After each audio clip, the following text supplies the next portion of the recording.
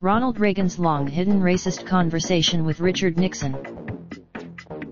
Editors note the opinions in this article are the author's, as published by our content partner, and do not necessarily represent the views of MSN or Microsoft. The day after the United Nations voted to recognize the People's Republic of China, the California Governor Ronald Reagan phoned President Richard Nixon at the White House and vented his frustration at the delegates who had sided against the United States. Last night, the past month has brought presidential racism back into the headlines. This October 9, the exchange was taped by Nixon, and then later became the responsibility of the Nixon Presidential Library, which I directed from 2007 to 2011.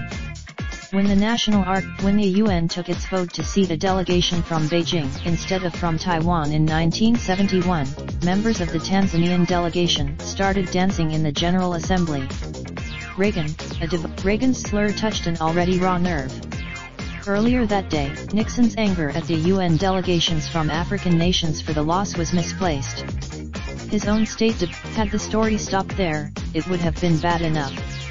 Racist venting is, even though Reagan had called Nixon to press him to withdraw from the United Nations, in Nixon's telling, Reagan's complaints about Africans became the primary purpose of the call.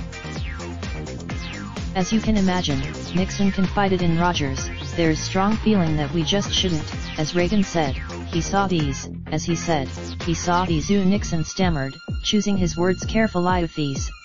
These cannibals on television last night," and he says, "Christ, they weren't even wearing shoes, and here the United States is going to submit its fate to that," and so forth and so on. The president wanted his patrician Secretary of State to understand that Reagan spoke for racist Americans, and they needed to be listened to. But that Nixon couldn't stop retelling his version of what Reagan had said.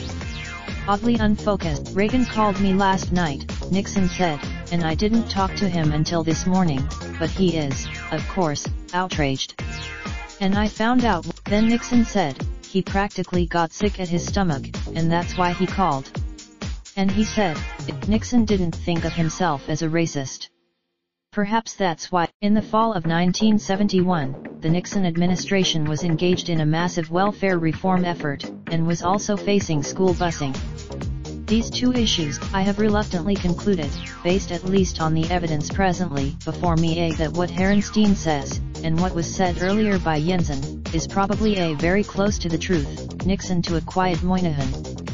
Nixon believed in. Nixon's analysis of African leadership reflected his prejudice toward America's black citizens. This is, at 50 years later, the one fact that we should have in mind is that our nation's chief executive assumed that the non-white citizens of the United States were somehow inferior. Nixon confided, as these and other tapes make clear, the 37th President of the United States was a racist. He believed in treating people according to their race, and that race implied fundamental differences in individual human beings. Nixon's racism. The 40th President has not left as dramatic a record of his private thoughts. Reagan's racism. These new tapes are a stark reminder of the racism that often lay behind the public rhetoric of American presidents. As I write a biography, Kennedy, at least, learned on the job that securing civil rights for all was a moral imperative. Donald Trump. Nixon never changed his mind about the supposed inherent inferiority of Africans. At the end of October, these days, though Trump's imagery is less zoological, it is pretty much the same in spirit.